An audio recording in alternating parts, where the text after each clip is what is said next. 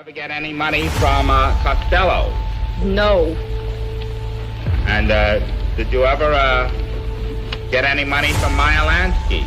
I never got money from any of those fellas. None of those None fellas? of those fellas. None of these that I've been reading about, or none that I knew. They never gave me anything. None of the Shetties? No. You I think- don't even speak to the... I mean, I met that Charlie once or twice. I don't even talk to him. You don't like him? I was conscious of the fact that he had a reputation for being an outstanding bookmaker. You ever hear him referred to as the Prime Minister of the Underworld? That term I did not. You're also known as Duck Corella. I refuse to answer on the grounds of an attempted Got any business? I refuse to answer on the grounds of attempted criminal. You have any profession? I refuse to answer on the grounds of made You have any occupation? I refuse to answer on the grounds of made Are you a known racketeer?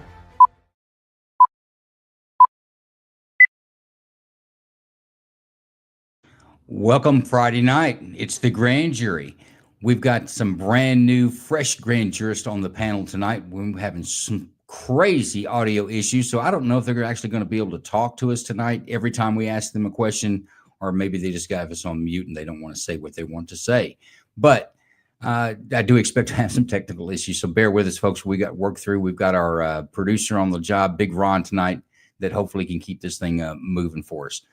But this is our second episode of our new format on the grand jury. For those of you that may be the first one for you, we don't select, we're very thankful to have 5 volunteers off of X, accounts that we may or may not follow.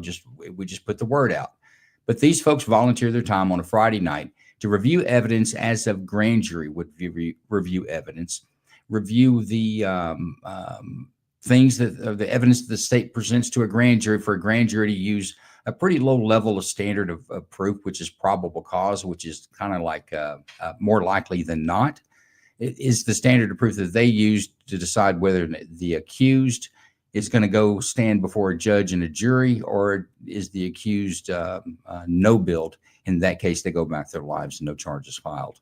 But I want to go and do a quick introduction. Let's see if we've got the audio. We've got our jury foreman tonight. That's Miss Kay off of X. Miss Kay, how are you doing? You want to give a quick shout out and a quick introduction to yourself? Howdy, I'm Kay. Glad to be here. Listen, y'all, please retweet the room and let's have a good time tonight. Mind the rules. Absolutely. Miss Jones.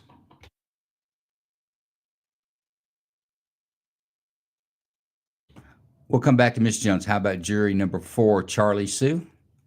Thank you. I'm here in Georgia, Southern Belle, and I want to provide justice. We welcome you being here, and it's good to hear you. I think that's the first time we've been able to hear you on the mic, so that worked out great. Juror number 1, this is the People's Lobby. Give us an introduction. Good afternoon. I'm the People's Lobby. I listen to people so I can tell others that need to hear. And you can follow me on the People's Lobby. Just drop the E in People's. Thank you. Very good. Well, let's get on to the instructions because we're going to be running tight on time. I typically like to do, I plan to do 4 videos, but last week we'd only could get to 3. So let's get on to the instructions. First, I want to explain to you, folks in the grand jury. By the way, what I'm about to go through would be pretty common. If you were selected to sit on a grand jury, the first couple of hours, maybe even the first half day, are going to be prosecutors and other folks that are explaining to you what this process is and what your duty is when you're serving as a grand jurist. So we're going to do a very abbreviated version of that, but that's what we're going to do. Let's talk about what a grand jury is first. A grand jury is a group of citizens convened to review evidence and determine whether there is sufficient cause, probable cause, to issue an indictment, formally charging someone with a crime. Typically composed of 12 jurors with alternates, it operates in secret to protect the integrity of the investigation and the privacy of those involved. Grand juries primarily handle felony cases and assess evidence presented by prosecutors, though they can also subpoena witnesses or documents. They do not decide guilt or innocence, only whether a case should proceed to trial. For the purposes of this show, we will have a jury of 5, with 1 being the foreman. Okay, so in general, that's what a grand jury is. There's something that's different than what you might think when you hear jury. It's not the standard of proof that you're trying to reach your mind to, or that that the state is supposed to convince you of, is probable cause, which is more likely than not. Whereas if you were sitting on a jury trial for a criminal case, it would be beyond a reasonable doubt. In other words, it would be, I can't imagine it being any other verdict than this. It would be that it's a very high standard. The standard that you guys are going to decide today, it's a very low standard, because the only thing we're saying is that we're not saying the person is innocent or guilty. We're saying that the person, that there's enough, more likely than not, around this situation that this needs to be examined by a jury trial. So that's what it is. So keep the probable cause. We're going to come back to that. Let's talk about what the prosecutor's role is in this. Now, this is different. It's not a court where there's a judge. You got a prosecutor that sits in front of these 12 folks or 13 folks, depending on what state you're in, and presents these cases. And it's only the prosecution that presents the case. It's very rarely that the defense gets in there. Now, the grand jury has special powers that a regular jury doesn't. A grand jury, in a unanimous vote, can issue a subpoena. They can compel someone to come and sit before them and testify to them. And the grand jury can ask questions of the witnesses. Tonight, we've got witnesses. We've got Jason with 3D Responses. He is a police officer out of Minnesota, very well experienced, 30 years in the business. He will sit in as more of a law enforcement expert for questions like that. We have a special witness tonight, and that's Doc. Doc, in our first case, we're going to go over. Doc actually lives in the area and has some intimate knowledge about that. We kind of spoken about this, I think, in backstage. I will be limiting him. He has more knowledge than the grand jury is going to be allowed to hear, and I'll explain why when we get to that point. But here's what the prosecutor's role is in this whole ordeal. The prosecutor's role in a grand jury is to present evidence, guide the legal process, and seek an indictment for felony cases. Specifically, prosecutors. They provide testimony, documents, and other evidence to the grand jury to establish probable cause that a crime was committed and the accused is responsible. Prosecutors explain relevant laws and legal standards to help jurors understand the charges being considered. They arrange for witnesses, such as law enforcement or victims, to testify before the grand jury. Prosecutors control the process, decide which cases to present and what evidence to highlight, as grand jury proceedings are largely driven by their discretion. Prosecutors do not decide the outcome. The grand jury votes independently on whether to indict.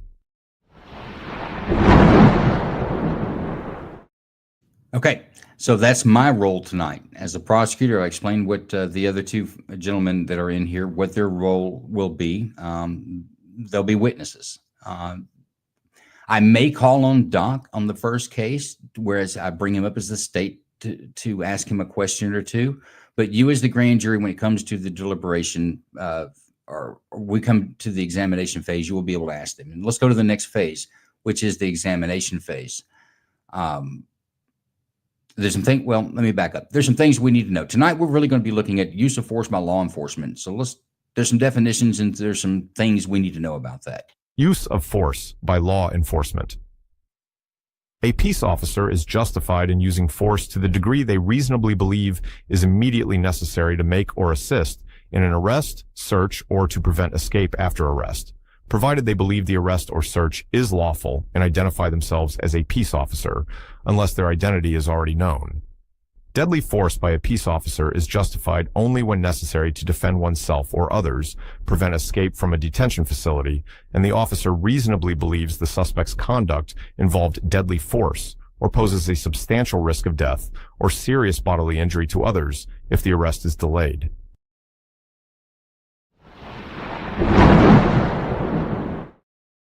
Okay. Now, these definitions that I'm giving you that will be available during deliberations if you need a refresher. But just like every grand jury in whatever jurisdiction that you sit in, some of the instructions you're going to get, they're telling you what the standard is. They're telling you this is what the law, and they're asking you to apply the law.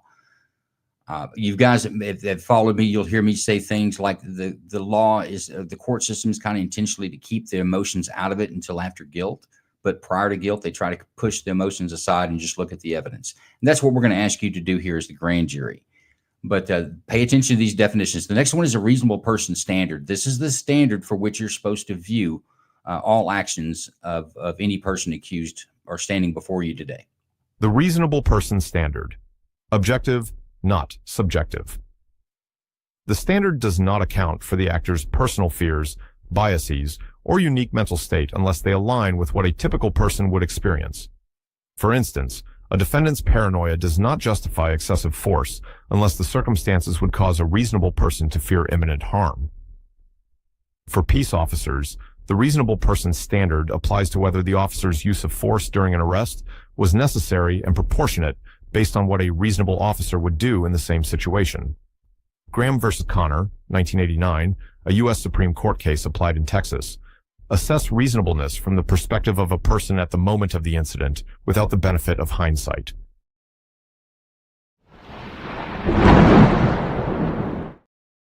Okay, that's the reasonable person standard. I've got that in a still form that we can put up while you deliberate, because that is the most important thing, one of the most important definitions that you need to follow.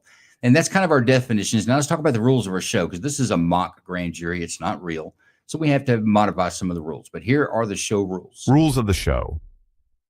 The grand jury will play by Texas rules, will apply Texas laws and procedures to conduct this mock grand jury. One foreman and 4 jurors will listen to the state present evidence by way of reports, video, audio, and expert witnesses.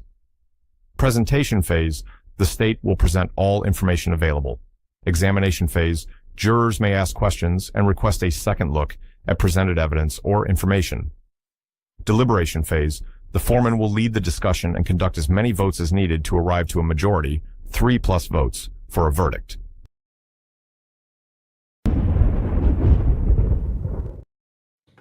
Those are the rules of the show, and here's how deliberations are to go. Jurors must come to a majority decision on the following questions. 1. Did the officers believe in good faith that there was legal standing for contact or arrest? 2. Did the officers act reasonable with the information available to them at the time? 3. Was it reasonable that the officers believed the use of force was necessary? If the majority vote is yes on all 3, the verdict must be no bill or no indictment.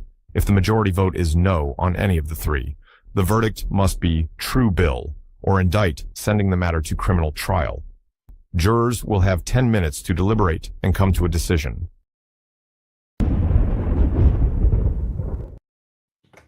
And I'm very proud to present to you the deliberation clock. I'm very proud of this, by the way. I was able to make this work, but you'll have a deliberation clock once we turn it over to the jury. It's up to you unless you ask us a question. Everything belongs to the juror at that point. Any questions?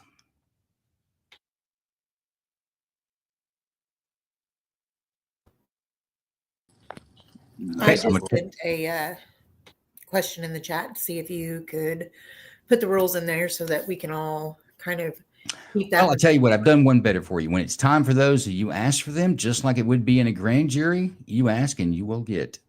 Perfect. While you deliberate, I can put that on the screen. You ask questions. We have the rules of the show, what a reasonable person standard is, and even what a grand jury is. Thank you. I think I might have that covered. What I don't have covered is I've got an issue with Absolute sitting outside. Absolution, can we hear you? I hope so. Okay. Okay. Yeah. Well, I'm going to tell you what, I'm going to just leave it where you're at for right now. You're outside the jury box, but I'll have to fix that later. Let's go to our first case. Our first case is out of Oregon. This comes from a protest stand on some public land in Oregon with a group of people. Their reasonings, we're going to get into a little bit, but I'm going to tell you the reasonings for what we're looking at homicide. And in the definition of homicide, in the definition of it is simply one person causes the death of another. Now, in most cases, if you intentionally or knowingly cause the death of the other, even if you recklessly cause the death of another, you are more than likely going to be criminally culpable for that. But there are certain circumstances and in conditions in the United States, whereas self-defense, that's the justification of itself. You have the right to defend yourself. You have the right to defend a third person. In other words, you have the authority to intercede if someone is shooting at your neighbor. You have the authority to use deadly force to protect your neighbor. You have the authority to use deadly force to protect a person you don't know. You see someone in threat using the reasonable person standard. If you see someone that's in threat and you use deadly force to protect that third person, that can come out to a decision of what's called justifiable homicide. What we have is an officer-involved shooting between the Oregon State Police and the FBI. This is about a 40 or 41 day into the standoff that's on some government public land. There's a protest against the Bureau of Land Management, which is federal property. So the FBI are involved. They've had kind of a standoff out there. In fact, if you remember the Bundy situation in Nevada, one of the members from the Bundy family was actually at this. They were making a stand about the government owning so much land and essentially either denying use from ranchers or charging them hefty fees for the use of this land. So that's kind of the basis there. The background is important, but we really have to look at the facts on this and apply the reasonable person standard, because one day, after about 40 days, a group of these vehicles, 3 vehicles, leave this compound that's surrounded. Now, these compounds, they got guys on guard towers. They're doing interviews. We're going to hear some of those. You're going to hear these people tell you that they are making a stand like in 1776, and they're willing to put their life on the line for it, or they're willing to take a life for it. But let me back up. They don't necessarily they're going to take a life, but they're pretty sure that they're okay with giving their life for it, which would a reasonable person would believe that sounds like a fight, that if you're willing to give your life, you're probably willing to take a life. But either way, this rhetoric was built up. It was national news. Everything was going. On this day, they had intelligence that this group, these 3 vehicles with key leaders, and one being the spokesman, a guy by the name of Lavoy Finnick, was one of the people in this car. He would ultimately be his last day. He's going to die on this day. But they leave to go meet with protesters nearby. When I say nearby, this is rural Oregon. Nothing's nearby. But they leave the safety of their armed compound. And when they've done this before, the law enforcement have allowed this to do it. They hadn't pushed the envelope necessarily. But on this day, they were going in a particular area that was advantageous for law enforcement. Cell phone service was very bad there. One of their fears were if they tried to do a traffic stop, they would get on the phone. Before they get off the traffic stop, they'd have 100 guys with rifles coming on, and we're going to have a horrible situation. So law enforcement is trying to avoid that. This is the opportunity presents itself. They have the intelligence that they're going to leave the compound. They're going to go meet with supporters and I think a little protest meeting. So this is where they're going to make the stop. They initially tried to make a traffic stop. We've got drone footage of this. Make a traffic stop. 2 of the vehicles, everyone inside those vehicles complied with law enforcement and were detained. The very first vehicle, driven by Lavoy Finnick, did not. He refused to do that, said that he wanted to go from one county to the next county over where he believed that the sheriff was more advantageous to him, and he wanted to take his fight to this sheriff. So he leaves the traffic stop, not necessarily pursued, but law enforcement were prepared for this. Further down the road, this is a rural area, very rural area. Further down the road, they set up a roadblock where they're going to end this here. They didn't want him to get away where he could muster a cell phone call that would bring armed rebels essentially onto law enforcement, and there'd be a large violent clash. So this was the intention of law enforcement that day. They put out spike strips. Lavoy Finnick misses those, drives into a snowbank, and the whole time he gets out, he says, "You're going to have to kill me. You're going to have to kill me." Well, we know that he's armed, and you'll see why he's armed. I'll give you the evidence on how law enforcement had a reasonable person would have believed this person was armed. Let me go that route. A reasonable person would have believed that this person was armed by the evidence that we're going to present. And I've got quite a bit of it, and I'm going to give a very overall. Actually, Doc, I will give you 2 minutes if you want to try to clean up anything that I just said there. Okay, just real quick, and I'm going to keep this minimal because I don't want to influence the jury one way or the other. I want them to see it for themselves. Two little points to kind of correct. One is that they didn't have to worry about cell service. It was pretty well tamped down to begin with around the refuge. They had the they had the apparatus in place. Even ham radio repeaters were shut down in the vicinity. The other thing is the roadblock was set up just a mile and a half from the Grant County line to prevent them reaching Sheriff Palmer in that county. And I'll leave it at that. And that is correct. There's no mistake that the government did not want, law enforcement did not want this gentleman who was believed to be armed, did not want him to make it to Grant County. There, the sheriff had made comments that he was sympathetic to the cause, and it was once again law enforcement was trying to prevent or minimize gunplay, minimize the death and loss that could go into such a volatile situation. Let's see how volatile it is. And this is national news here.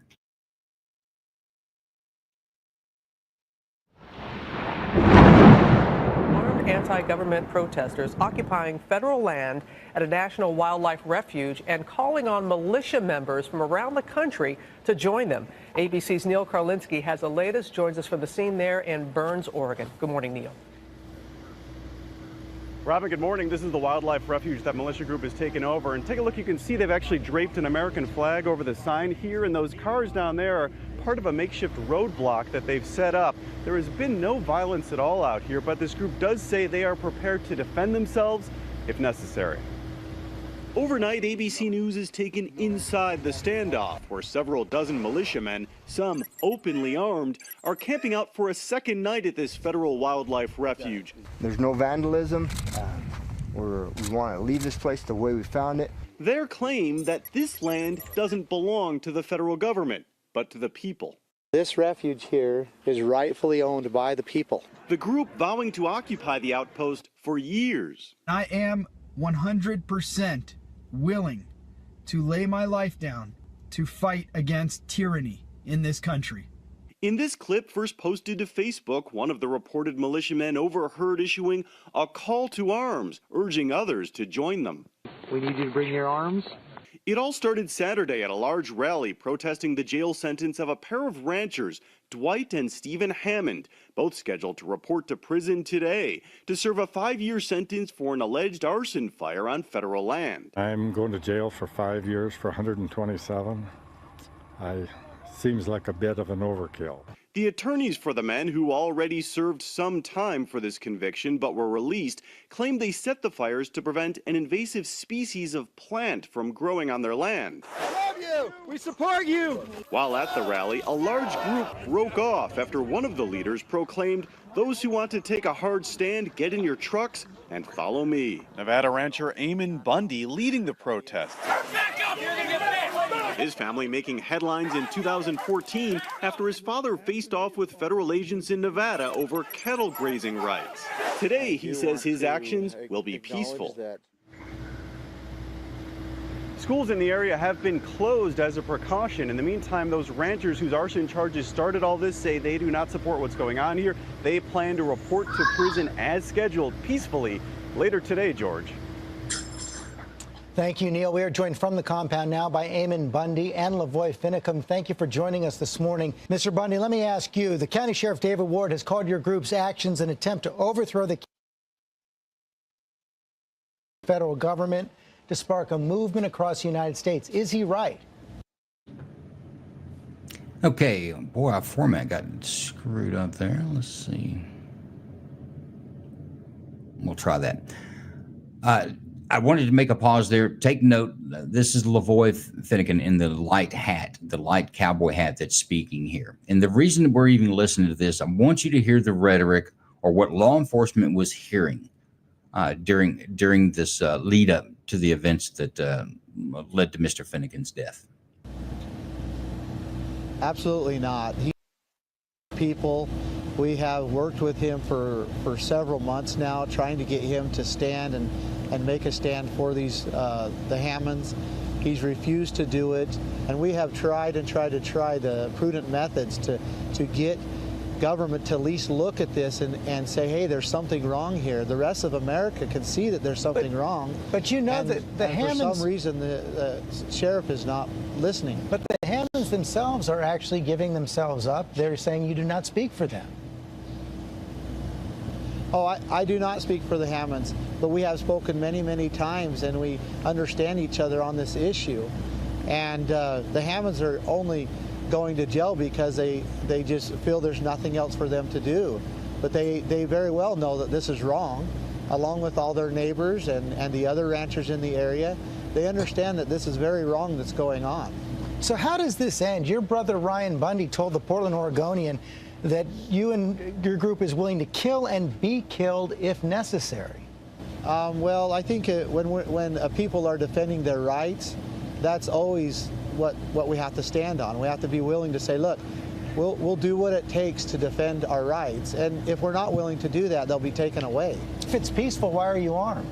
We're armed because we understand that in order to express our First Amendment rights, we have to have our Second Amendment rights. And that's why the founders gave them to us. Or at least that's why the founders protect them in the Constitution. It's important that we stand and people know that we're serious. And you need to understand that we have no intent of pointing a gun at anybody, but let's be clear here. Who's pointed guns at me? Who's pointed guns at Ammon? They have. Who said that we will shoot you? We never have. They have. When we stood there at Bundy's, they were pointing guns at us and saying that they shoot us. We have no intent of doing that. Thank you both. Yep, thank you. Like this have ended in. So this is the tone of the national media at the time. This was in 2016, I believe. This is I'm going to give you an overview. This is kind of an overview of the whole case. I've given it to you verbally, but here's some evidence that we have of what I've said.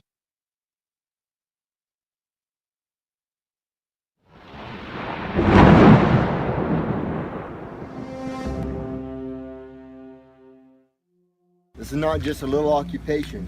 This is a movement that's taking place.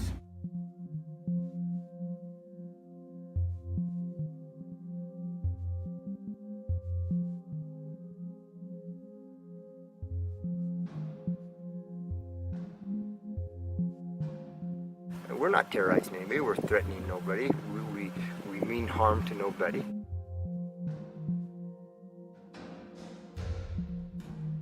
Have you felt the change in the tone and tenor of the feds out there? We certainly have.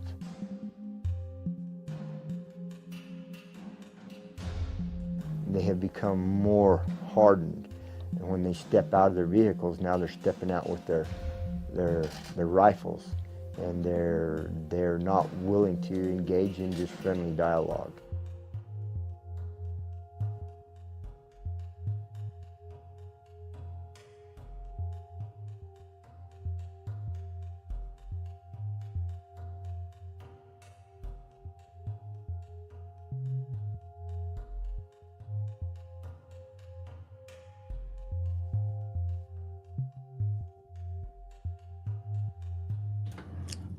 What you're seeing is the final event on Mr. Finicum's death at the end of the pursuit.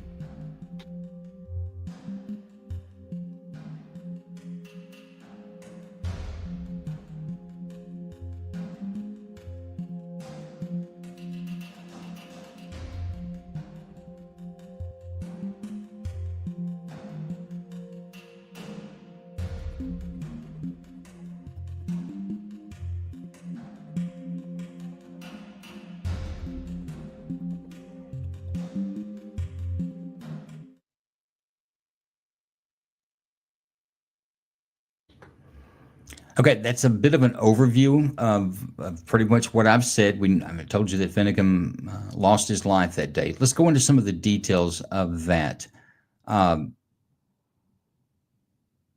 Doc, when you heard of this real time when it was happening, right? Without going into too much detail and taking up too much time, can you tell us about the area where Finicum was stopped and the shooting occurred? Certainly. The highway in question, I forget the number right off the top of my head, was it was long, it was desolate.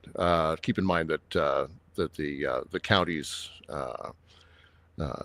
over there each have a population of less than 7,000 in a landmass about the size of New Hampshire. It's pretty remote. Also, it had been snowing heavily. Plows had gone through, so there was about a 4-foot snowbank each side of the road. You can see it at the fog lines. It's hard to tell the depth of that from the aerial footage, but it's it's pretty significant. Right. And I wanted to bring that point up and go back again that law enforcement's intentions this day was to mitigate violence. And one of the reasons that this place was chosen and the time was chosen because it was advantageous. But there was also drone footage up that day. Let's take a look at that. What you're going to see is the very beginning is when the 3 vehicles are stopped. Now, you don't really get to see the 2 trailing vehicles because they're surrounded by law enforcement. Law enforcement has taken the occupants of these vehicles into custody without incident. The lead vehicle, which is going to be a white pickup, is driven by Lavoy Finicum. He refuses to get out. One member of his vehicle does actually get out and complies with law enforcement and is detained. But Lavoy and 3 other occupants decided not to. They were going to stay in the car. He yells out that you're going to have to use that on me. You're going to have to shoot me. He makes it very clear that he is not going to go peacefully, that he's not going to comply with law enforcement. And then he leaves this traffic stop, which is just like a traffic stop, folks. If you guys were pulled over, you can't just drive away. And if you do, police are going to chase you. And it could turn ugly if that happens, because now we're getting into a deadly situation, a very dangerous situation, by pursuing in a motor vehicle. But once again, law enforcement picked the location for that very reason, because they anticipated this type of action. So let's look at the drone video.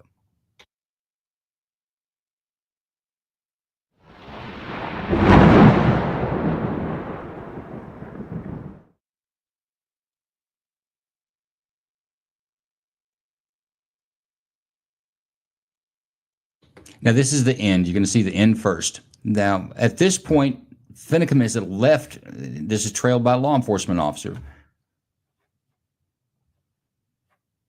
But at this point, Finicum had left the first traffic stop. He is fleeing at this point. So what you're going to see is the end first, and then we'll get to the first part of the video of what happened prior to this.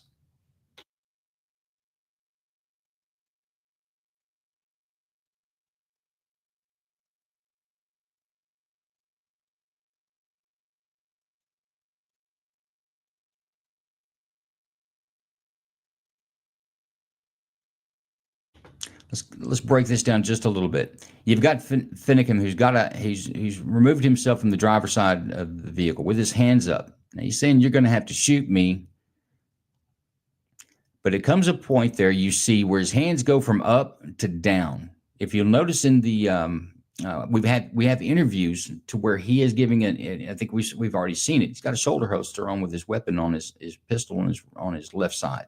He keeps reaching to his left side into his left pocket. You see, I believe that's an FBI agent there at the bottom of the screen, armed with an AR-15. They're giving him commands to put his hands up and go to the ground. He's not doing that. He's saying that you're going to have to shoot me, or you better shoot me. And then he reaches down to his coat pocket on his left side, and that's when officers let rounds fly, and they use deadly force against him. I want to point out to the gentleman to the left with his arm extended. He has a taser in his hand. He had no intentions of killing Mr. Finicum. He approached him to use less than lethal force to take him into custody. Once again, this is evidence that these officers weren't out to ambush him, as some media reports have said.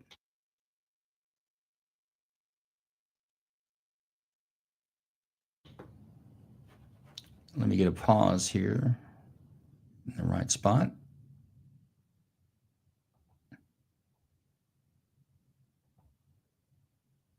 There were 8 shots fired, 3 striking Finicum.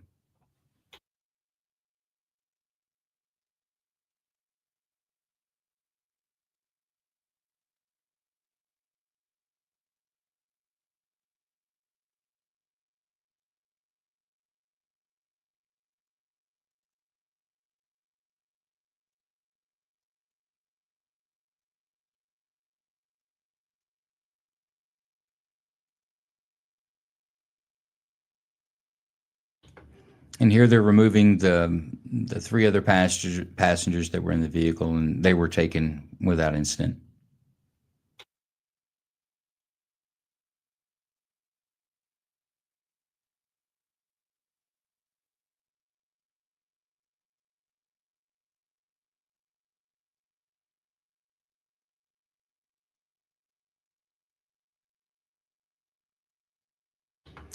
That's the final scene. I guess I didn't have the proper video there. Let me get another one up. Any questions about the video we've seen, or any questions this far? Oh, I have several. Well, let's go with one then. Okay. What was the date of this final incident? The date? The only thing I'm going to put out on that, it was about 41 days after the protest that started on government land.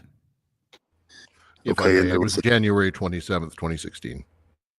2016, but in the video it also said, or somebody said, there was a previous incident in 2018, but that would be 2 years later about cattle rights. No, I think it was 2 years previous, and it was in Nevada, and had nothing to do with the situation, which is the reason I'm going to limit the questioning there. It has nothing to do with. I want to go back again. Don't forget, you've got to judge this with the information of the person that pulled the trigger, not the agency, not the group, not what you felt or what people 6 doors down heard and they thought at the time. The only thing that matters is what information was available to the officers that squeezed the trigger.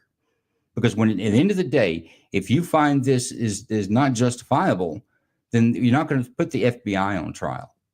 You're not going to put his field supervisor from 6 districts over on trial. None of those folks are in jeopardy of losing their liberty. These individual officers are. You just need to judge them like you're judging yourself. It doesn't. The weather may have something to do with it, but the date really doesn't. And what happened 2 years prior has nothing to do with the individual officers that were pulling the triggers that day. So as a grand jury, that's your duty. I kind of get where you guys are going on this. And, maybe it is morally some issue with the Bureau of Land there. Maybe they had a great point. Maybe they're true patriot Americans, but that doesn't make these officers that pulled that trigger they even less Americans, because they were defending what they believed, defending themselves or a third person. Or that's what we're here to decide. But that's the standard that you have to look at. I have a question. Go ahead. Great. So I want to make sure from what I saw, was Mr. Lavoie shot and then tased? Was he tased and then shot? Was he? I'm trying to understand that. Yeah, he was never tased. They're converging on him. This happens pretty quick. They're converging on him as he gets out of the vehicle to take him into custody. One person, in anticipation of trying to run the roadblock, they had officers in the wood line. This officer didn't come out with a gun to shoot Mr. Finicum, is my point. He came out with a taser to subdue him. Their purpose of officers that were closing in on him was not to kill him, but was to take him into custody. It was but for Mr. Finicum's actions of going for where, and by the way, there was a pistol found in his coat pocket on his left-hand side.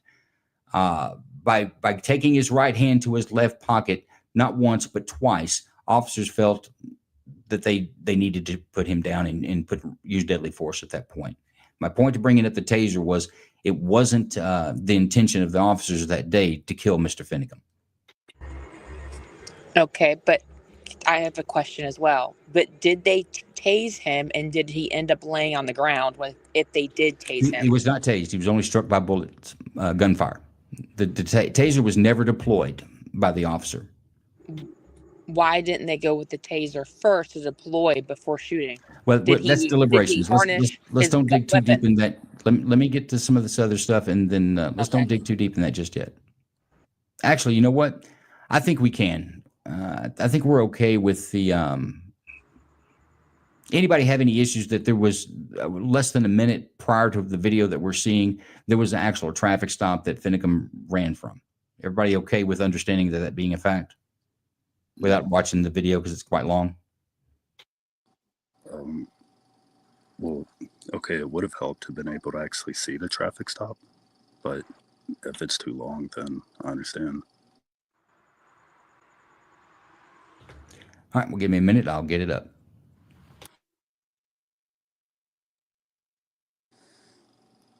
But so it was a couple federal and a couple state that took shot at him, which is two different organizations of people. Okay, putting tell me ourselves in the why that officers. matters. Well, you asked about what to put ourselves into the officer's shoes, and if it were national, then that would be a federal matter. Also, both of them working together, they would have had a lot more information than the news or any of us would know. And it would be good to know what they knew to better put ourselves in their shoes. You're asking what the individual officers between the FBI team and the Oregon State Police team, what they knew? As far as what?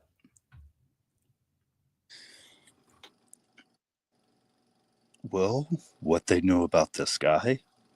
Earlier in the video, it said national, which automatically okay. recognizes as federal. Here's what they know, and here's what the law is asking you to do today.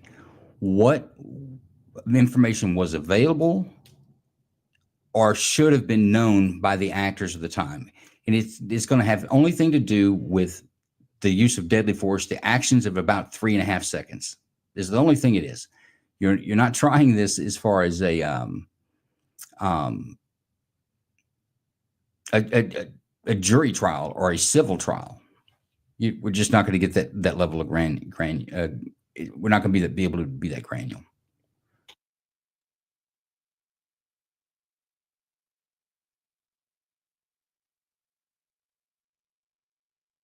But give me a second. I'll get this traffic stop up for you.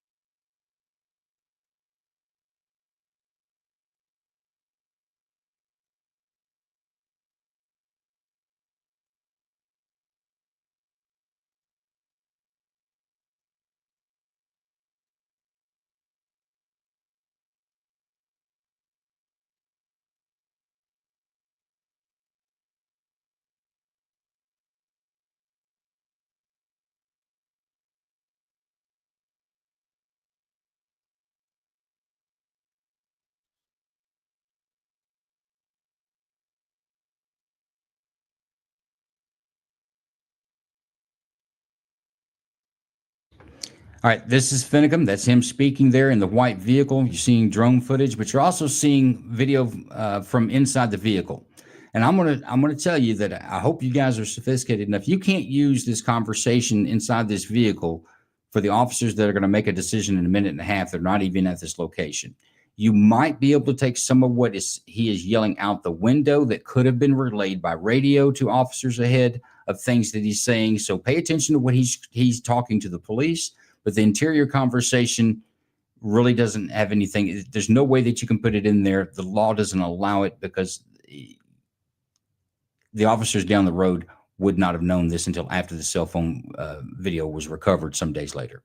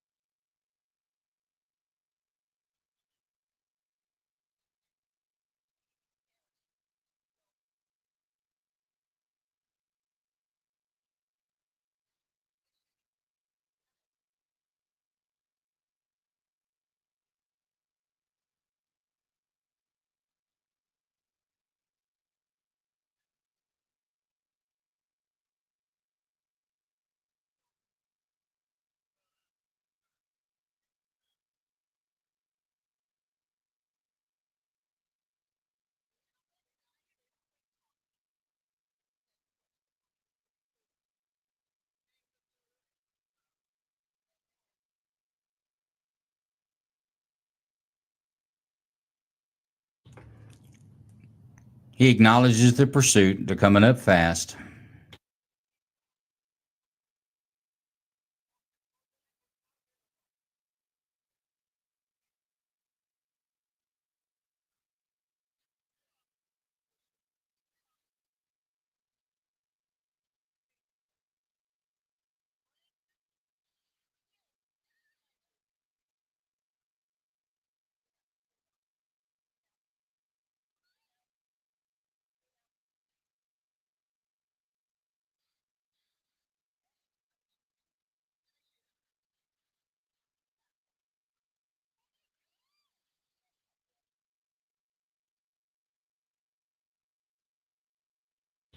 Okay, and we've seen the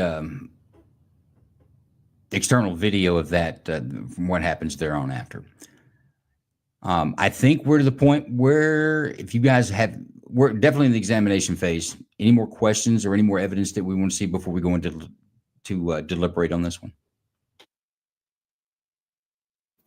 I have Yes, a I have a question. question. Was the guy with the taser, was he close enough and in range? And what was the guy wearing that got shot? What was the guy wearing that got shot? I don't understand your question. Are you asking was the taser within range? Do I lose your audio? I'm going to assume your question was the taser in range. I would say the taser was probably on the maximums of that. Let's see if I can find something else here.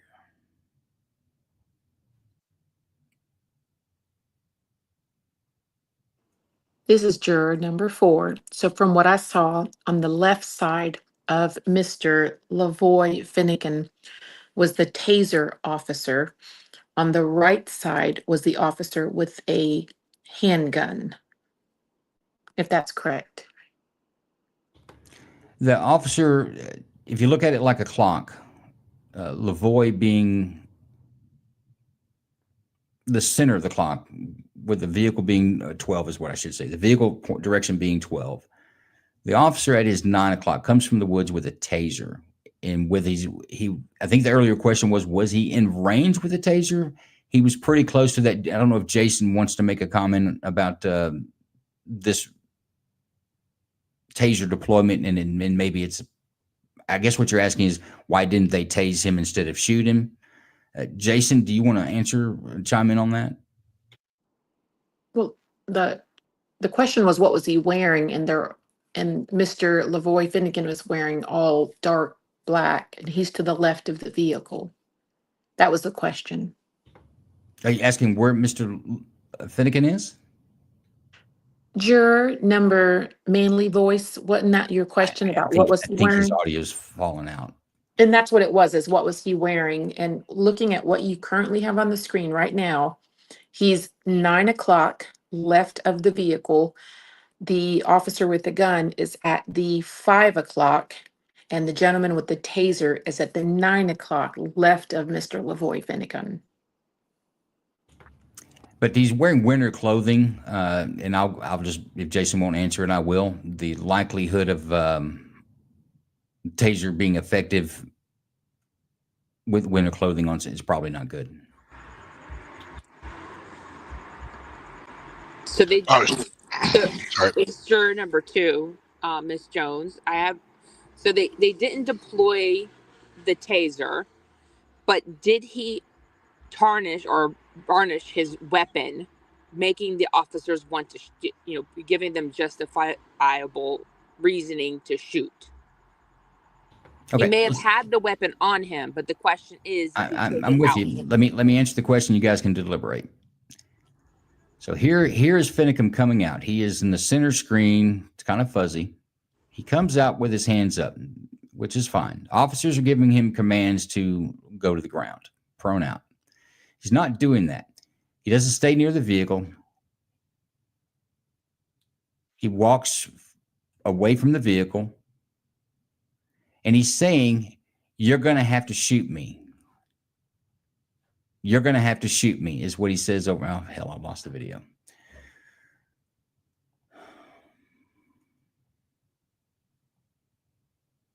This is juror number 4. I already have my decision. I already have my decision. Sorry. Does everybody have their decision made? I do as well. No. Was that Ms. Jones? What you hung up on, Miss Jones? As I said, I need to know if he actually tarnished, or if he actually brought his weapon out, making the officers feel like they're in danger, and then giving them a justifiable reason to use deadly force. So what you're asking, did he make any movements towards did he pull a firearm out and point it at them, or did he make any movements towards a firearm? Right. Okay. They knew him believed to be armed. He kept reaching down with his right hand to his left pocket, and this is what the officers used as the indication that they believed him to be armed and that the use of deadly force was warranted. Okay. That's And what you I can was see wondering. what law enforcement says here. You can see, guys, I'm having like super crazy technical problems here trying to do 50 things at once. So give me a second and I'll try to get the video up for you. Okay.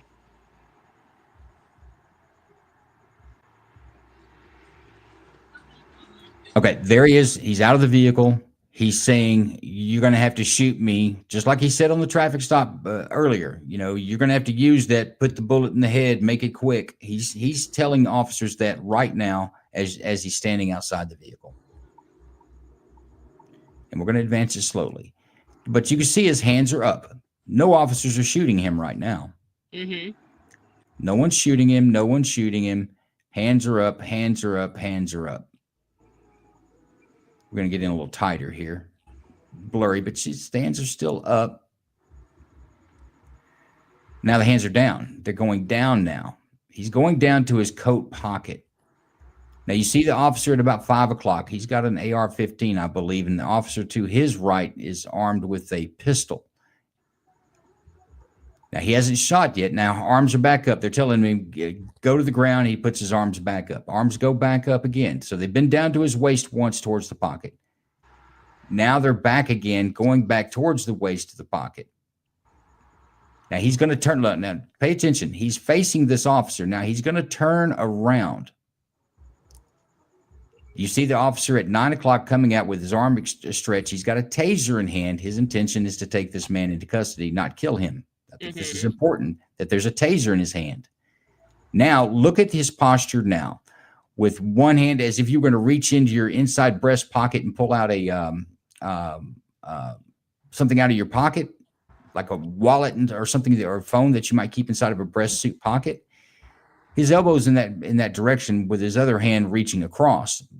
Go back again to this earlier videos. He's wearing a shoulder holster. I believe the gun was actually in his coat pocket, but officers don't know this now. But they know he's known to carry a gun, and I'm pretty sure if they know he's carrying a gun, he's known to carry it in a shoulder holster. We've seen him in 2 videos giving interviews with it in a shoulder holster under his left arm. Right. So as we watch here, he's not getting on the ground. He's not complying with officers. His hands are not up now. They know him to be armed. They're going to shoot him. And it does happen fast, but I believe that the officers, I think a reasonable person would believe that this guy didn't have good intentions. He wasn't getting down for any other reasons than he was not going to comply, and that he may be saying the truth. When you say you're going to have to shoot me, you better be ready. Okay. Any other questions? Nope. Or I'm going to turn it back over to the jury foreman. See if we can whip this into shape. I have already made my decision. I think there was one other juror that had as well, or 2 other jurors that had as well. Miss Jones, have you made your decision? Yes, I've made my decision. Juror 1 sent a question wanting to know what would be the detriment of letting the victim go to the next county? Jurisdiction is not an excuse for force alone, is what he says. I think the concern there is public safety, quite frankly. The sheriff in the next county that he wanted to go to, didn't have any more jurisdiction in the county that he was in. If you want to go county jurisdictional, that sheriff that he's going to has no jurisdiction. So he really has no dog in the fight. His authority ends at the county line. He wanted to go there because this sheriff was sympathetic to his cause and believed that this sheriff would use some sort of a power or use his power as a sheriff to try to intercede between him and the federal government, we believe was what his ploy was.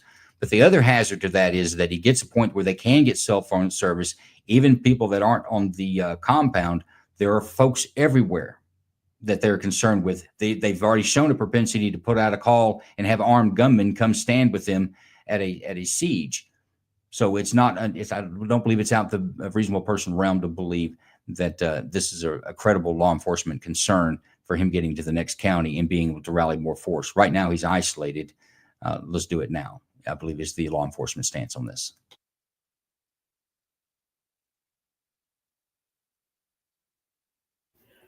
Are we ready to vote? Let's vote. Time's up. Actually, Juror 1. yeah, I didn't even run your clock, but your time's up.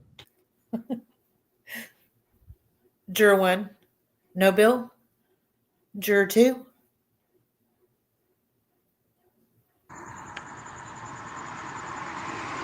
How do we vote? I mean, Just say no bill or bill. Bill. So true bill. Indictment, yes. Sending him to trial? Yes. Okay. Juror 3.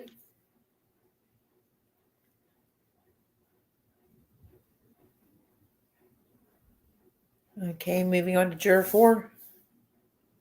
So my response is not sending the officer to trial. So how am I voting on that? That would be a no bill. And Correct. Do we have anything from Juror 1? Any votes? If we don't have audio, we're going to skip it as long as it's not a tie vote. Well, He voted no bill. I'm going to throw in this true bill. The verdict is no bill. Not bad. Let's try to get in another one, though, while we're here. And guys, I'm the world's worst producer. My apologies. I think you're doing great. You know what's funny is I'm looking at this. This is Juror 4, Charlie Stu. I was so busy during this time, I don't remember this, but this is such an unfortunate situation because if y'all look at the history of this, it went on for about 15 years, the grievances with the federal government, to where it ended up in a death of somebody that got involved after the fact of the Hammond family. It's amazing if you look at the story.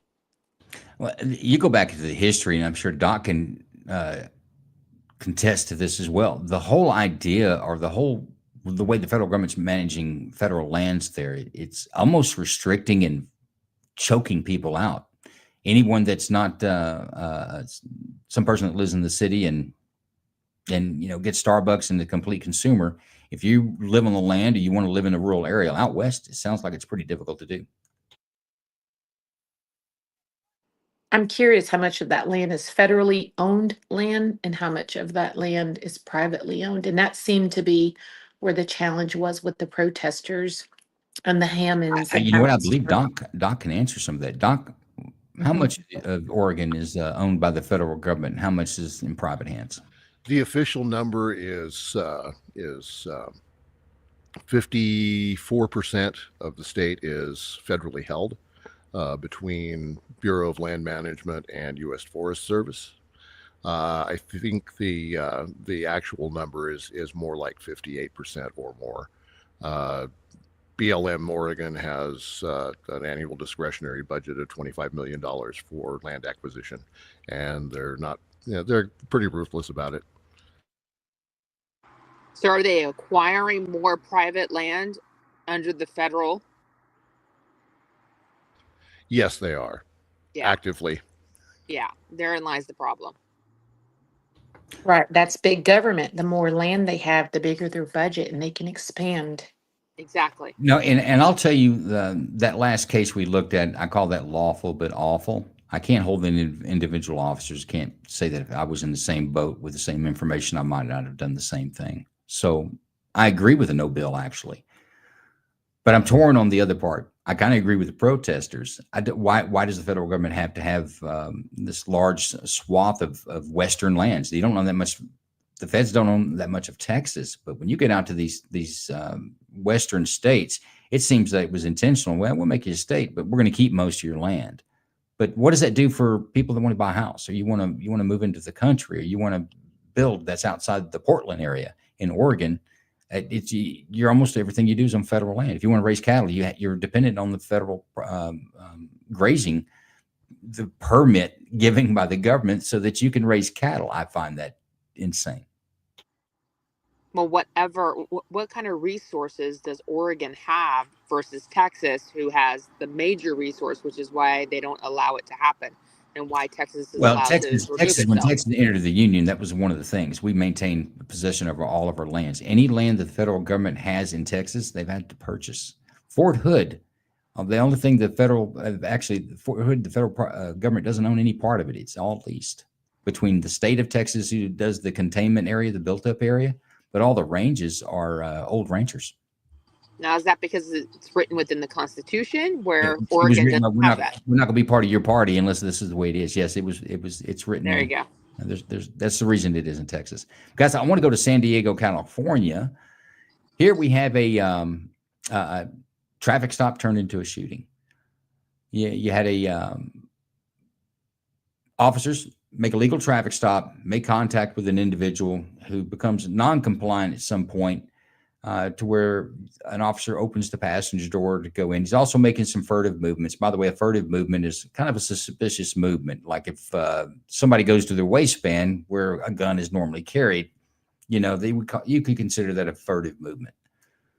He's making some furtive movements. They begin to tussle with him in the car. He is able to put the car into gear, take off with the officer in the passenger side, and eventually he had to use deadly. I say had to. He used deadly force to make the situation stop. Let's watch the video, then we'll discuss.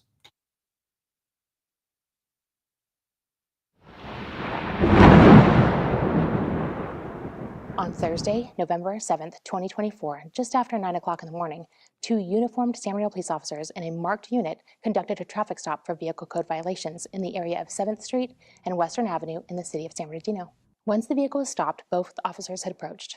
The primary officer approached on the driver's side and made contact with the driver, a single occupant later identified as Albert Jose Rodriguez. Hi, good morning. Good morning. You have window tint, and then you just rolled that stop. You didn't make a complete stop, okay?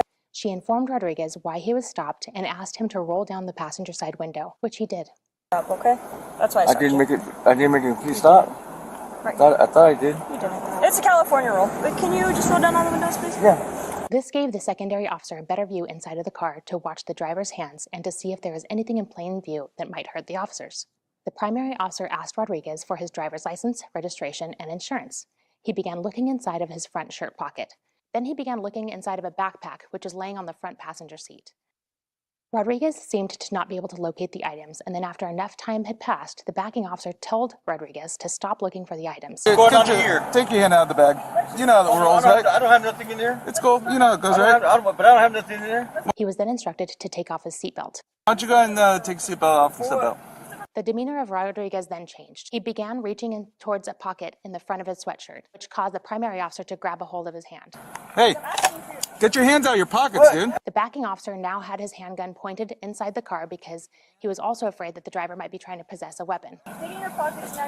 Okay. He reached inside of the car to open up the passenger side door, which he did.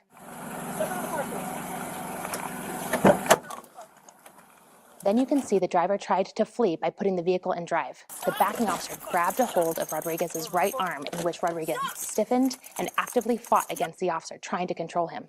The officer tried to undo the seatbelt and let dispatch know of their location and what was going on in order to get backing officers there to help them. The secondary officer is still trying to maintain control of Rodriguez by holding onto him by the sweater and trying to control his whole upper body. The primary officer decided to open up the driver's side door to get better control while reaching in, and now both officers were trying to get control of Rodriguez.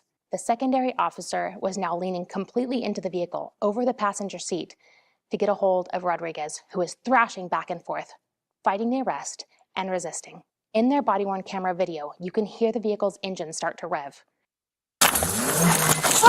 Rodriguez was able to break free of the grip long enough to accelerate away, throwing the primary officer backwards and dislodging the secondary backing officer's balance, who was now completely inside the vehicle with Rodriguez, erratically driving away. The backing officer had his arms around Rodriguez, trying to gain control of him, and while doing so, he felt a hard object near Rodriguez's waistband, which he believed to have been a firearm. He also felt Rodriguez grabbing in that direction. The backing officer gave Rodriguez a command to stop and warned him that if he didn't, he would have to use lethal force against him.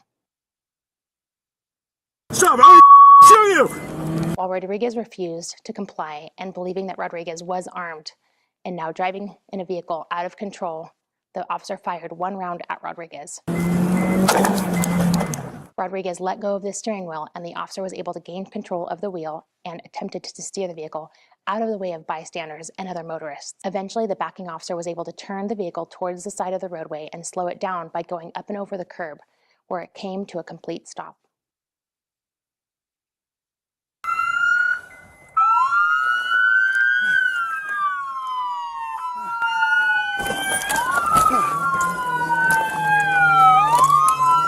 He put the vehicle in park, turned it off, and exited the car, running around to the driver's side where Rodriguez was at.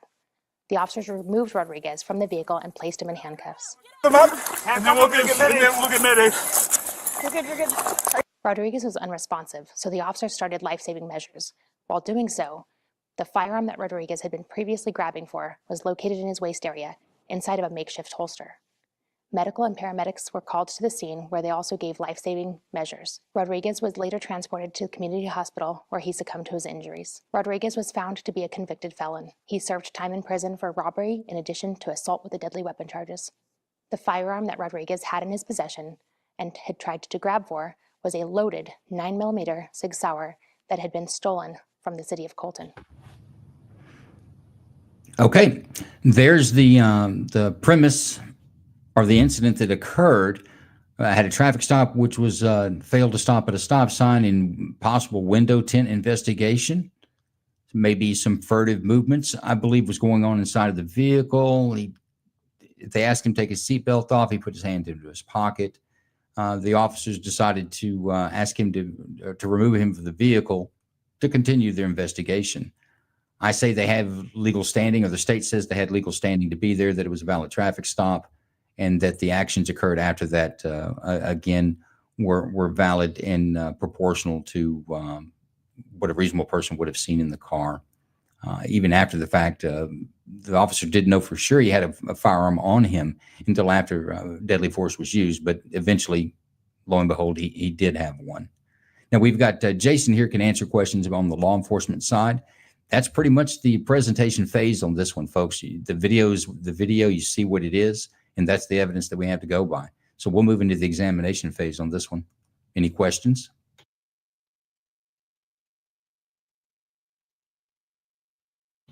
Anybody want to see another part of the video? Are we ready to go to deliberations? I'm good with deliberations. Boy, Miss Joan, cold.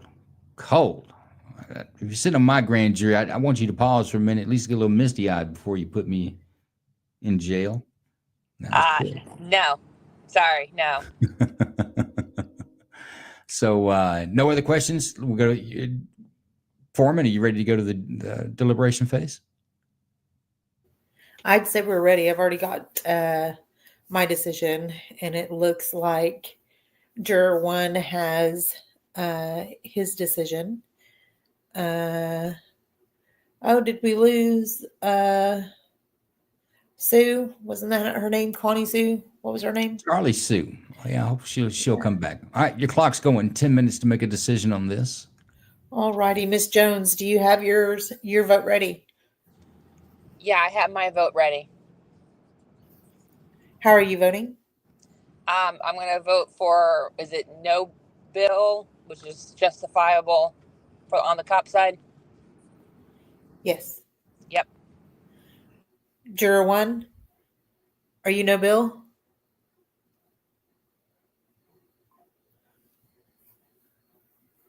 He's no bill. Is his audio just completely gone? Are we doing this by a text message? Yeah, in the private chat. How about absolution? What's yours? I have to go no bill as well. No bill. I'm no bill. That's a no bill in less than a minute. Not bad. Let's see if we can get our jurors back up here and we'll get on to our next case. I really thought, Jason, they're not really employing you much tonight as far as, asking you questions. Are you still awake? Yeah, I'm here. I'm just waiting for a question. Honestly, I really thought we'd get one on that one, but maybe the next one. We're going to go to Victorville next once we get everybody back up here. Let's see. There's Charlie Sue. Juror number 4. Yep, looking good there. Okay, let's go to Victorville, California. And I had said no bill on case 2. I was typing it on X in the chat room. Oh, you're a no bill too? That's Yep. 100%. Yes. Across the I'm board. just kind of surprised. I'm just Well, saying, I'm that's just okay. surprised. But good one. I agree personally. I think it's a no bill as well. Yeah, just the fact that he was in the car, it could lead to either a possible suicidal crash or just a crash in general. Any reasonable person would definitely try to save their own life and get the car to stop.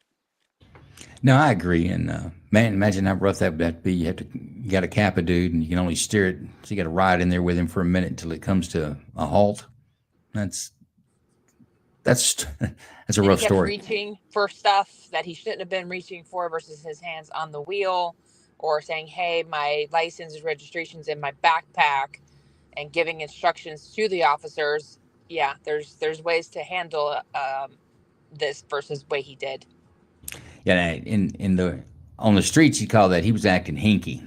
He was all hinked up. Something's there. I don't know what it is yet, but something's there is the vibe I was getting. Exactly. That was my vibe. And I was like, yeah, no, You said hinky? I like that.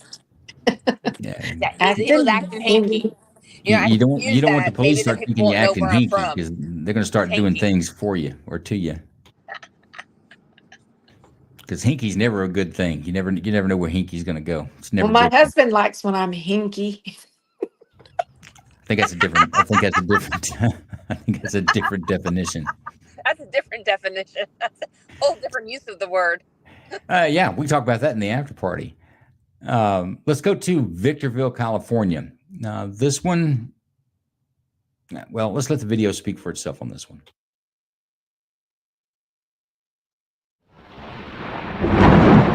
Disturbing. Viewer discretion is advised, especially for children and sensitive viewers.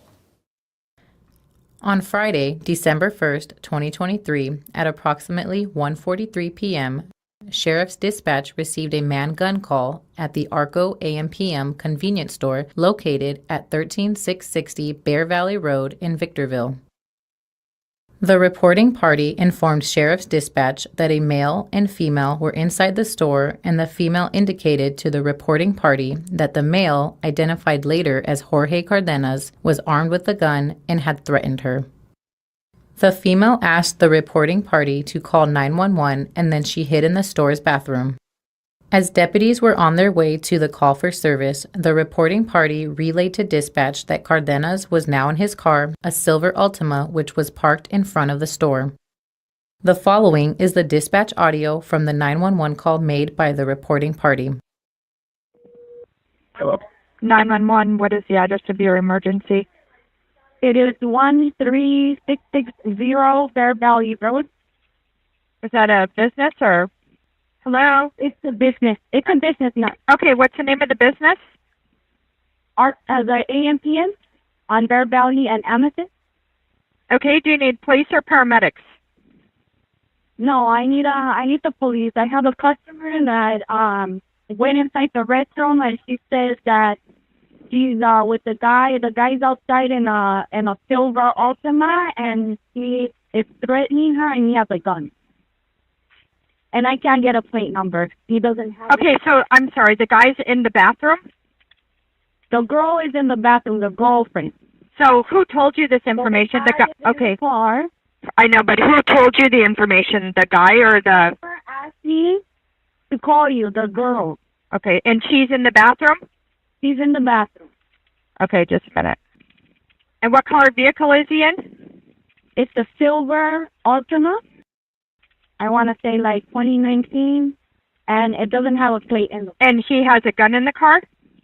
That's what she claims. Was he threatening her with the gun, or? Yes. I'm sorry? Yes, she came inside the store and she asked us to call the cops, so she's barricaded inside my restroom. Okay. I'm sorry. It's just really hard to hear you. I'm not sure if you have me on speakerphone or what. Hold on 1 second. Hello? Yes, that's a lot better. Okay, just a minute.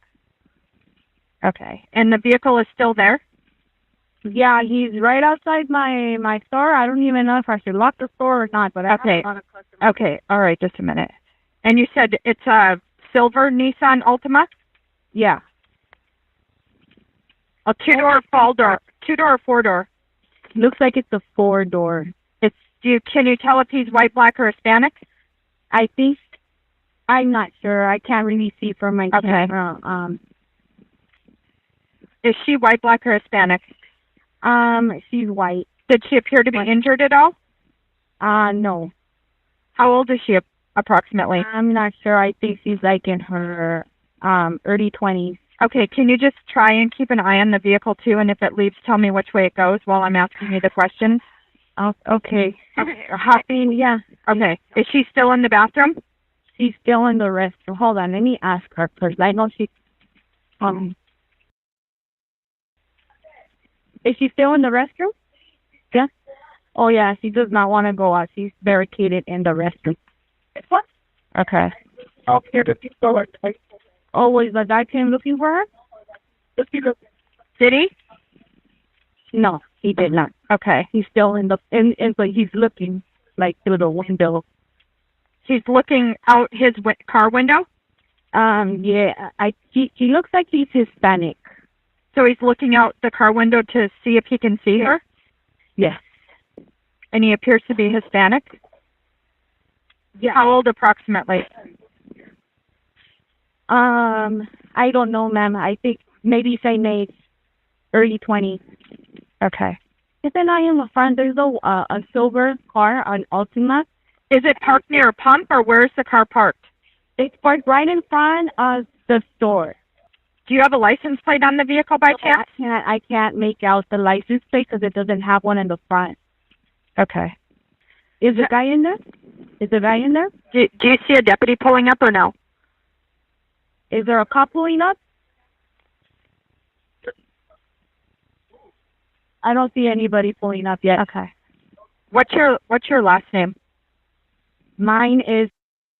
What's your first name? Is the vehicle still there? Yes. Okay. And she's still in the bathroom? She's still in the restroom. She does not want to go out.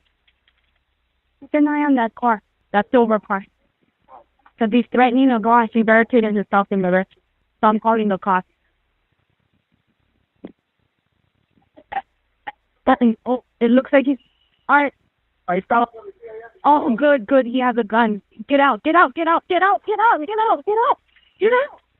What is it? What? Oh my God.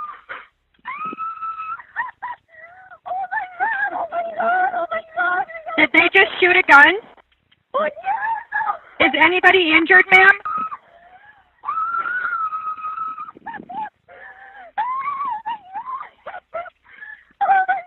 Ma'am, is anybody injured?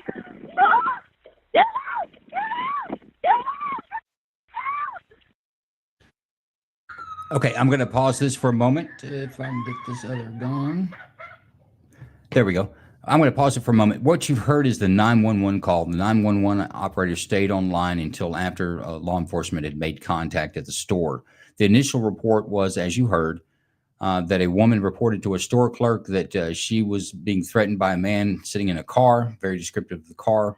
She gave that description, and that she was afraid to come out because he had a gun and it threatened her harm or death. So this resulted in the 911 call and the call for service. I'll say that my jurors should keep that in mind. Did officers have legal standing to be where they were at? This is the foundation for that.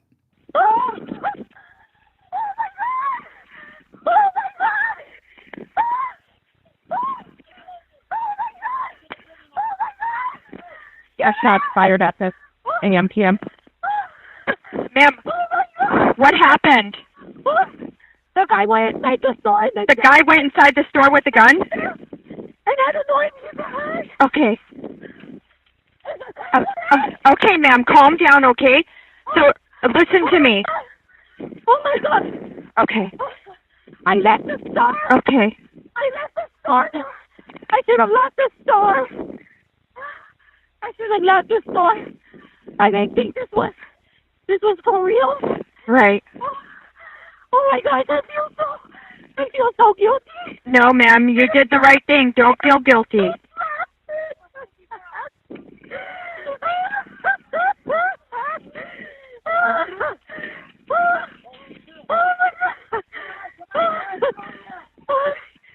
Raleigh.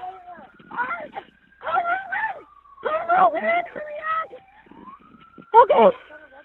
Okay, now. Ma'am, are the deputies inside with you?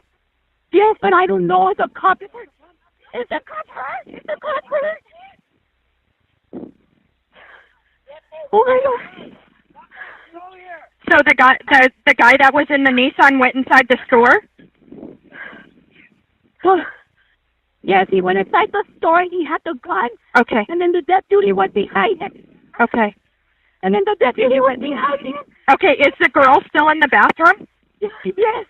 Okay, you know what? Yes. All right again. Yep. The deputy is shot. Okay. The deputy is shot. The deputy is? And Okay. the guy is shot as well. Okay, and the guy is shot too? Yes. Yes, he is.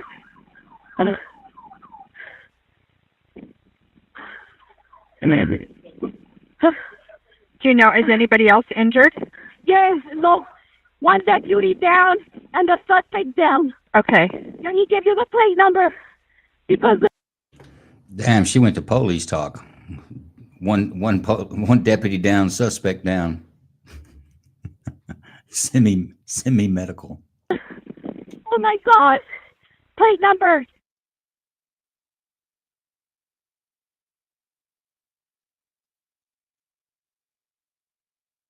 I'm going to advance it to body worn cam. Yeah, she needs a job. She's got one. She's a store clerk. And located Cardenas in his silver Altima. The sergeant approached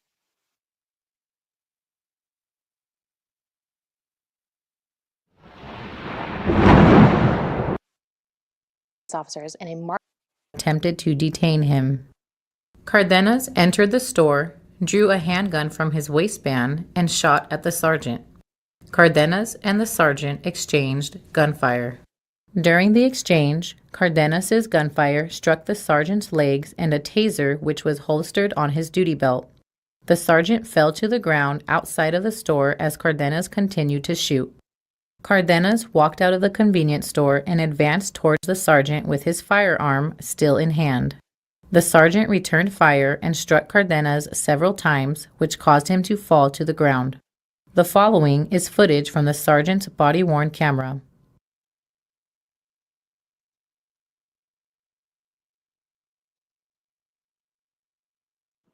While we're waiting, this is Juror 4. I mean, some of these are just closed cut cases, I swear. Like the moment that kid pulled out a gun, like that's the end, you know? Well, the thing about it is, in most states, in Texas, if you use deadly force, you have to be no-billed by a grand jury. So it still will be presented to a grand jury to make it, because it's a homicide. There has to be a determination. Mic check, mic mute.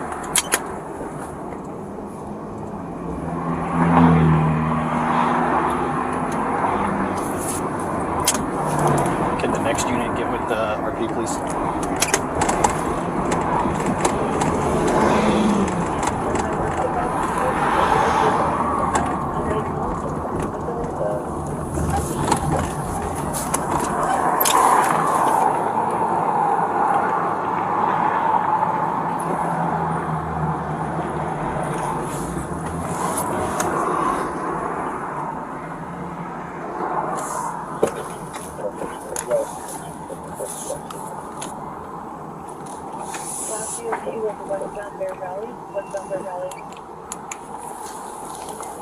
Sam 5, I've got 2 Nissan Altimas, one occupied.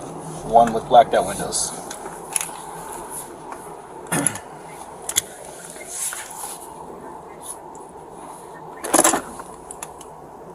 Copy. Plates.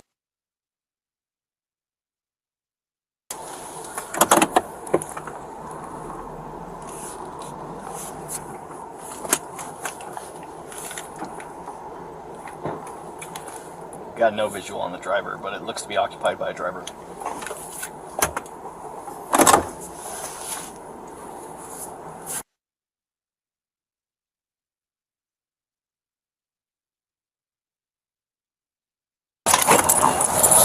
Hey, brother, do me a favor. Come here. Hey, stop. Vote for two. Fuck you.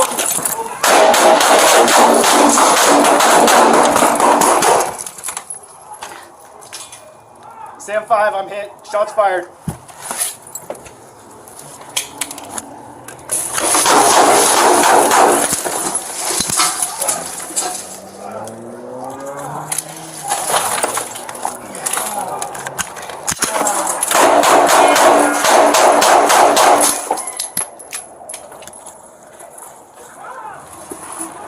Sam 5, I'm hit multiple times. Send meds.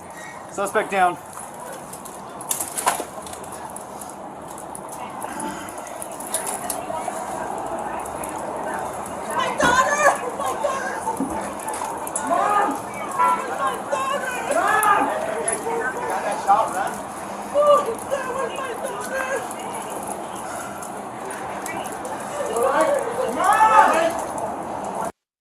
You remember on the dispatch where the clerk was, and she's really frazzled, but she comes out and says, "Oh my God, I didn't even lock the store. Look at the doors."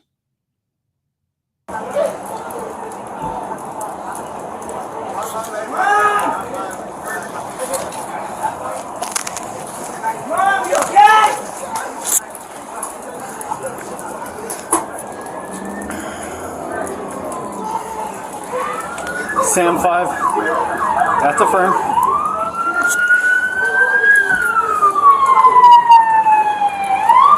There's really not much more relevant to see, so I'm just going to kind of fast forward through to the end of it.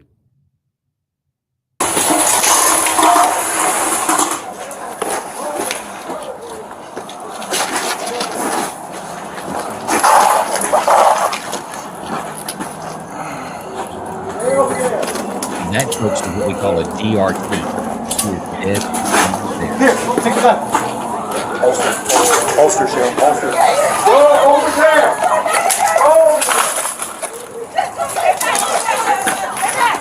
All right. Where are you hit? This leg, I don't know where else.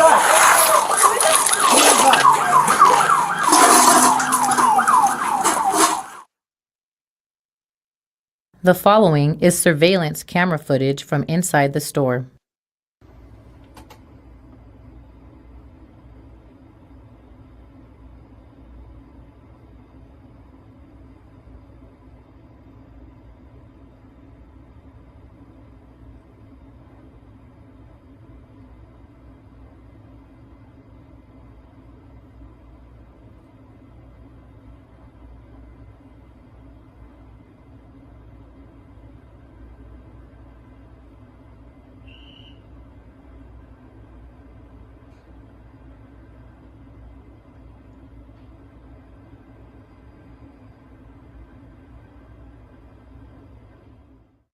Additional deputies responded to the convenience store and detained Cardenas. Cardenas was pronounced deceased at the scene. The injured sergeant was transported by helicopter to Loma Linda University Medical Center for treatment and survived his injuries.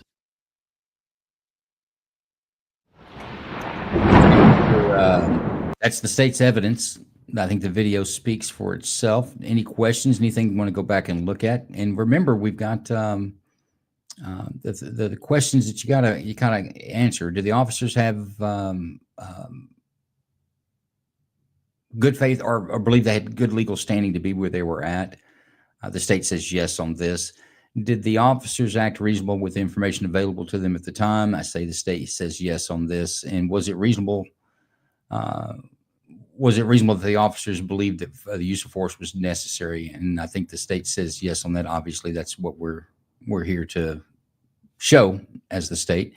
Anybody have any questions for Jason? Remember, Jason's a 30-year veteran, and he's been in this situation before. Jason had to step away. Did he now? Okay. Very good. I already have my vote on this. Juror 1, do you have yours? Or do you have any questions? Yeah, I mean, really, it's kind of there's really no questions about it. They definitely had a probable cause to be there from the phone call. There was a gun that was pulled, and I don't think there was any other way out of there. There was also a third party that was involved, and the life was in danger. So I'm gonna have to be a no bill.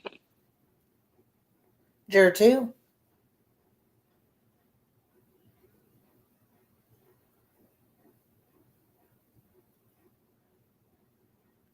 I'm not getting audio from Miss Jones again. Me either.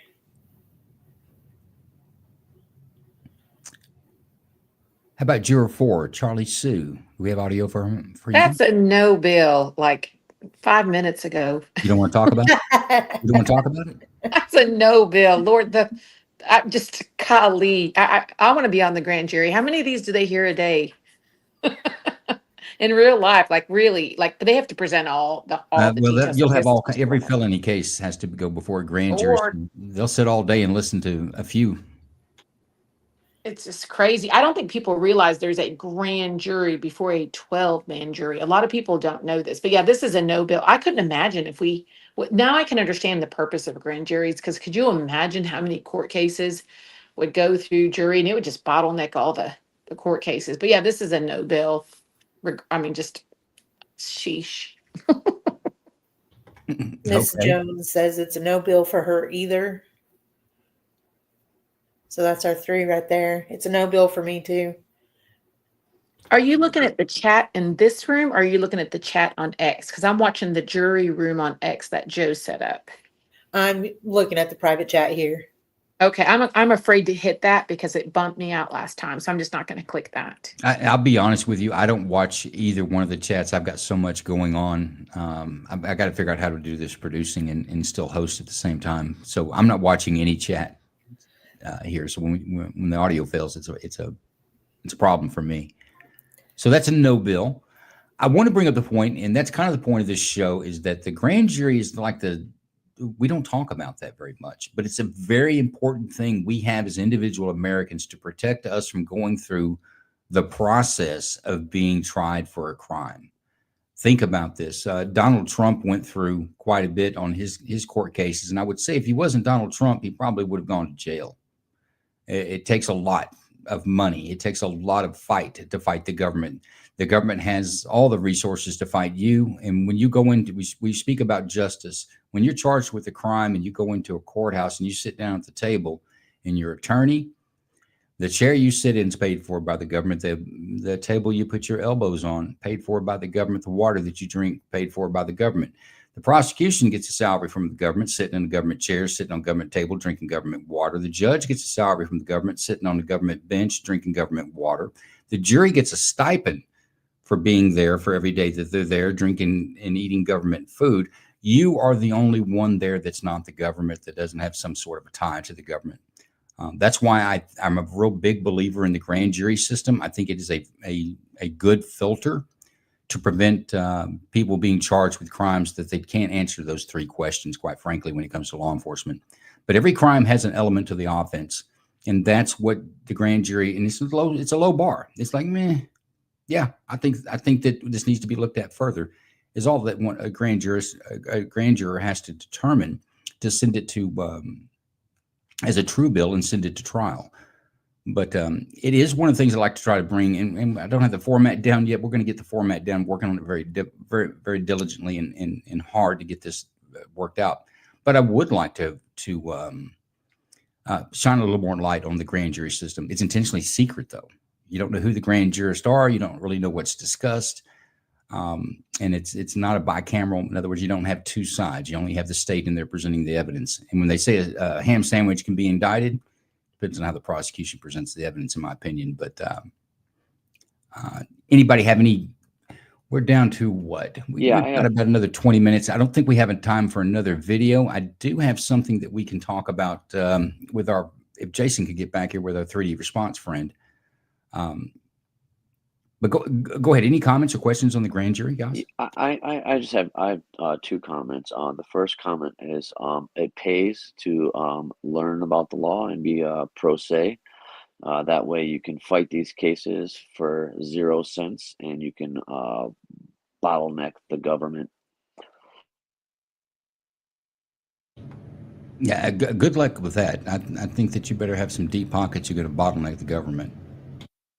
The second thing I wanted to say was on the very first case, I probably would have gone a little bit more into the jurisdictional issue and pressed to see why they wouldn't let him go into the next jurisdiction. That's just the only two comments I have. Why would they let him go to the next jurisdiction? Okay, let's go to a regular traffic stop. You get pulled over. And you're like, no, I'm not going to stop you. I'm going to go to the next town over and let those police officers there determine whether I need a citation or not. And then you just take off. Would you be okay with that? No, but I would ask if the federal agents were involved, how long they were involved for, what their operation and plan was, and then the motives behind it, and to see how of a detriment. But I gave that to you. They picked that stretch of road on that day with those particular people who chose to leave on their own. They didn't lure them out. To make a traffic stop, to take the leaders into custody, to end the siege of the federal land that was out there. Are you saying that the federal government didn't have some sort of jurisdiction? No, what I'm saying is they have jurisdiction in both of those counties, so it wouldn't have been a detriment to allow them. But see, I would also have to ask, the people in the car or other people to see what was the conversation with the police officers heard from him, and was he conveying that he wanted to go to the next county, and just to see if there would have been something that would have prevented them from doing the very same traffic stop in the next county if the victim would have been more safe. And the only reason I'm saying that is because of the issue with the protests. If there was no protest and there wasn't any involvement with the government for that long period of time, I would be okay with them with that stop. But just because there's a big operation, I would dig a little bit more into why they prevented them from going into the next jurisdiction, especially if the federal government has jurisdiction in that county. That's basically all. Let me ask this. Go back to the three questions. Did the officers there have legal standing to be where they were at and making contact with Lavoy?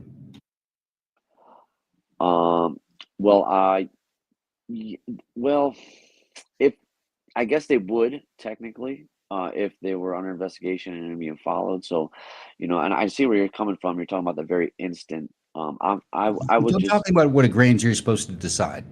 And so the first step is, do the officers have legal authority to make contact with Lavoy Finnegan? Well, what was the traffic stop for? I believe that warrants for their arrest because they were trespassing or whatever the statute they were calling what they were doing on federal land. This thing had been going on for 40 Then years. absolutely. Yes, then absolutely. So that answer is yes. Do you think that the officers acted do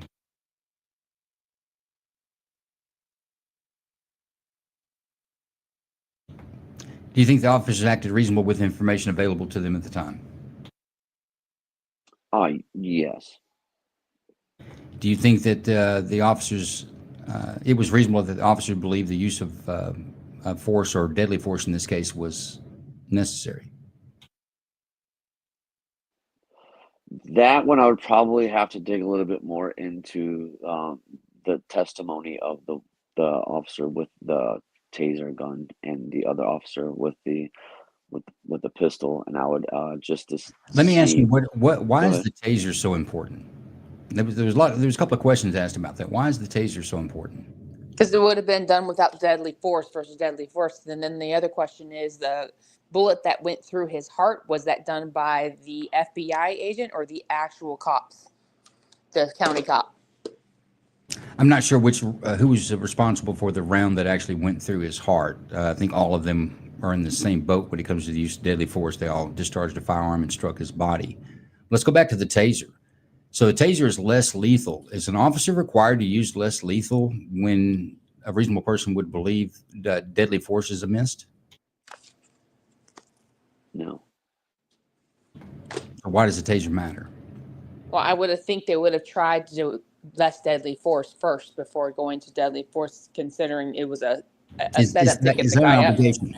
Is that something that they're required to do by law? Well, the taser matters because you brought it up saying that it was used to show, or you used it to show that they weren't trying to use deadly force.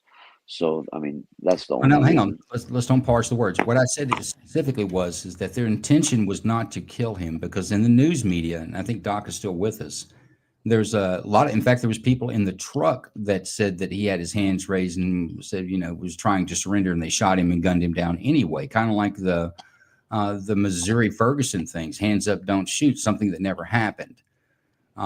So that allegation was out there against law enforcement on this. And I brought that up is that they went there with the intention to ambush and kill him. This man wouldn't have come at him with a taser. He would come at him with a firearm. That's the whole purpose of me mentioning the taser, is that it kind of shows the intention of at least that officer. If he intended to kill him, he wouldn't come at him with a taser. Now I understand the impetus behind not using the audio from the cell phone video inside the truck, but the video itself is very telling. Now there is another aspect of this. There was there's one other FBI agent that was charged for lying. That there was 2 more rounds discharged, and you do see him in the video. They hit the top of the truck and it breaks the glass out on the passenger side. And this is at about the same time Lavoie is getting out of the vehicle. Now, these rounds were unaccounted for, unreported for some weeks. By the time they figured out that they had more rounds shot, there was a round in the vehicle they couldn't account for. That was the one round. They said that 2 rounds were fired. 1 hit the vehicle, 1 was errant. They don't know where it went. A particular FBI agent was charged with that. I think it was an FBI agent that was charged with it. He was indicted, went to trial, and found not guilty. One of the problems are, and I'll go back to bad investigations on this one, is that they didn't go back and start counting bullet holes until it was too late to determine who was where. So there is the issue of 2 rounds being fired. They didn't strike anyone. No one was injured. I think they were actually discharges, but the true shooter of those has not actually been determined. I think our larger problem was it sounds more like this was a setup from the beginning from the FBI, not really county. And that's why that's what I was getting to. That's exactly what I was getting to. Well, it was. When I say it was a planned operation, they anticipated them not stopping. That was the roadblock, and they picked the spot where they wanted the roadblock. Right, and they were ready. Because they wanted all the protests to end, and this was the one way of making it end. Right. Well, you've got an armed protest. I mean, these guys were walking perimeter. These were some of the 3%ers out of Idaho come down. I mean, they were running around with long rifles. I mean, it's a tense situation out there that I'm sure law enforcement was looking to end. True, and that's why I think it's just more of a federal thing than it is even a local thing. They're the ones that came in with guns blazing and used more of a deadly force than what should have been required. But it was two FBI shooters and 2 Oregon police officers. Yes, I get that. That had the weapons. The person is, though, a direct shot straight through the heart. Is that what killed them? Died of gunshot wounds. They're going to say that 1 bullet penetrated the heart, but you won't really find that kind of detail in an autopsy. It's like it's a contributing factor that a bullet went through his heart. But the bullet still wasn't in the heart. The other rounds of being a cause of death as well. Yes, but the bullet still wasn't left in the heart. It was a straight through shot. You know what? I don't have that information. I know it said pierced. I don't know if it was an in and out. Yeah, because if it was still pierced and still in it, then we could trace the bullet back to whoever did the shooting. And that could have been. But once again, if you answer those 3 questions, what does any of that other stuff matter? Because you're not going to trial, because they satisfied the 3 questions. I don't think they did. So that's why I put it the way I did. Well, you know what? Actually, that's right. You voted to bill that, didn't you? Yes. I mean, to true bill it. Yeah. Well, let me ask you on that. Which one was it? Number 1, did the officers believe in good faith that there was legal standing to make contact or arrest? No. You don't think that those officers believe they had legal authority to make contact and arrest Lavoy Finnick? I think they could have made contact, but legal arrest, no. I think all he was just a protester. Did they prove that he was some militia one out to take over the federal government? He was like the spokesperson for this group. Okay, so he's a spokesperson for every other protest that goes around the United States. Let me ask Doc. Hey, Doc, do they have arrest warrants for them? They claimed to. Unfortunately, they couldn't produce them until several days later. See? Okay, next question. Okay. So hang on. I'm going to go back to, hang on. Let's go back to number one because we haven't satisfied that yet. Good faith. Good faith means that the officers, and I'm talking about the officers pulling the trigger. I'm not talking about the commanders. I'm not talking about who put this operation together. I'm talking about the rank and file guys on the ground that ended Lavoy's life, because these are the guys who are going to go to prison. These are the guys who are going to go to trial. None of these other people that you're talking about. Do you not believe that they thought in good faith that they were well within their legal authority to make an arrest there? Well, they all knew this is an operation that's happening right now. So they knew there was something else more going on versus just a traffic stop gone bad. No, they knew this was the whole point. Was that they had roadblocks set up. The whole point was to take these people into custody. Was take the people into custody. But the reasons why is because he was ahead of a protest that they no longer wanted to continue to happen on federal land. I'm sure there's some laws. I couldn't tell you what federal laws they've broken, but I'm going back to the individual officers. These individual officers had nothing to do with the warrant. They're there to execute a warrant that they've told in good faith is in standing, is my personal belief on that. But was there a warrant actually issued for his arrest? Let's go back to Graham versus O'Connor. Assess reasonableness from the perspective of a person at the moment of the incident without the benefit of hindsight. So that's kind of my point here. I don't believe those officers that when they got out and tried to effect this arrest, they believed there's a good standing warrant, whether it was or wasn't. They believed it would be. These guys weren't out robbing someone. They didn't pick somebody out of the random to try to arrest that day. So I think in good faith, the officers acted. And I don't think there's any evidence to show otherwise. I have a comment. So if the grand jury hears all this information and then we keep asking questions, can that same impaneled grand jury indict the officials above that specific officers in that specific instance for something? Sure. Like say, Sure. If you could find, that's kind of that's kind of where I was going. If you could find a statute for that, but be quite frank, on this show, there's no way I can't present any evidence. Everything we're gonna talk about is going to be, guessing. So it's kind of a chasing your tail conversation, in my opinion. If we're going to talk about the right or wrongness of it, I'm just saying in good faith. In good faith is a thing that all officials enjoy. If you believe, let's say this, Doc's an officer in another agency. He comes to me in my jurisdiction because he doesn't have authority in my jurisdiction. He says, "Hey, I've got an arrest warrant for Joe Blow over here. Can you help me with that?" Yeah, it's a good warrant. Yeah, it's a good warrant. I believe him to be an officer in good standing. I believe, why would he lie to me? He's got a warrant, so I will help him effect the arrest. If after the fact it's found out that Doc was lying, didn't have an arrest warrant, and I violated someone's rights, but in good faith I did that, I have the protection of that. I did in good faith the actions, and that's what that good faith means. And I believe that existed with the officers there, even if it was stinky or dirty up north, if that makes sense. Yeah, one point I think is important to make here in terms of jurisdiction.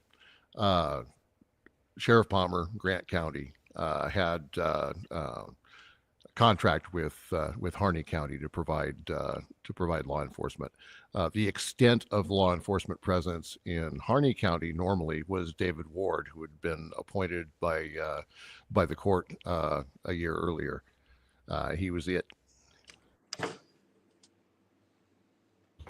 But once again, I don't think the jurisdiction is an issue. I don't see the argument for jurisdiction other than until you consider that the escalation on the part of the feds and the law enforcement came from just about every other county in Oregon except Grant. They were specific. Yeah, Grant County was specifically excluded from all of that. Because he had made sympathetic comments about this movement. Am I right? Nope. He had stayed strictly neutral on it. He said he didn't have a dog in that fight and wasn't getting involved unless it was necessary.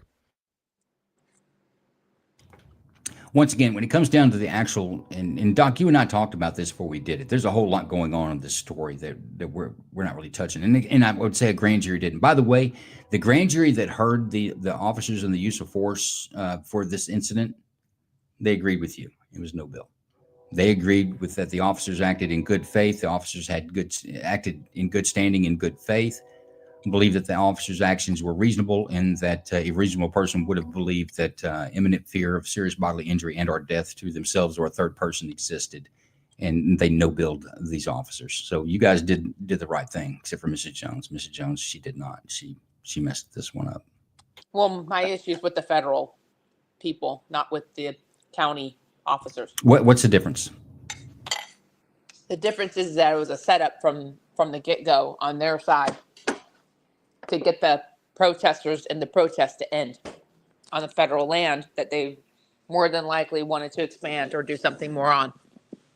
Do you think the federal government or law enforcement doesn't have the authority to arrest people that are conducting an illegal protest or No. occupation? Especially if they're doing something that they're not supposed to be doing.